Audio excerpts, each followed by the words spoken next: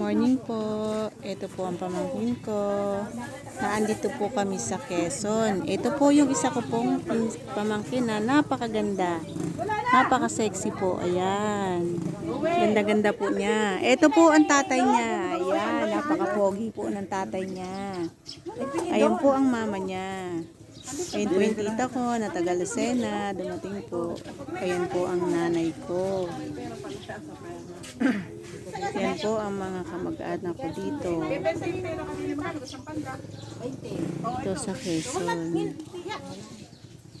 Ito po ang bahay ng nanay ko. Ito ang bahay ng nanay ko.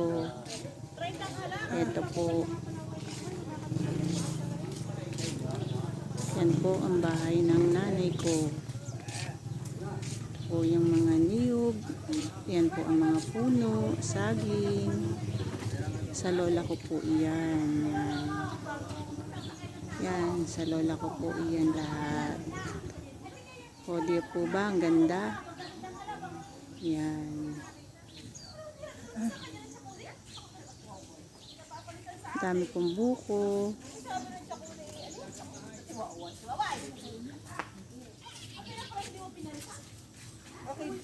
Yan po ang baka ng kapatid ko.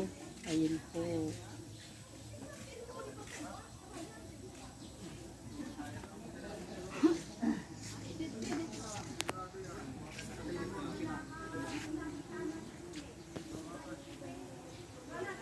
Kaya lang po umuwi ako dito. Namatay ang kapatid ko.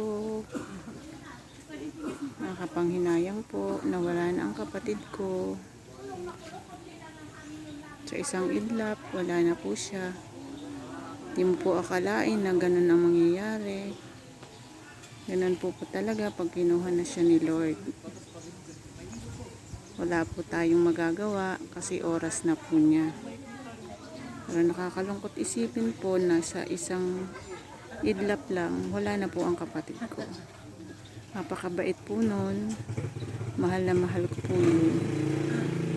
Mapagmahal po yun, pati po sa pamangkin. Kaya po nakirami na tao, napakadami po. Nagpapasalamat po ako sa lahat ng nakiramay. Maraming salamat po sa nakiramay.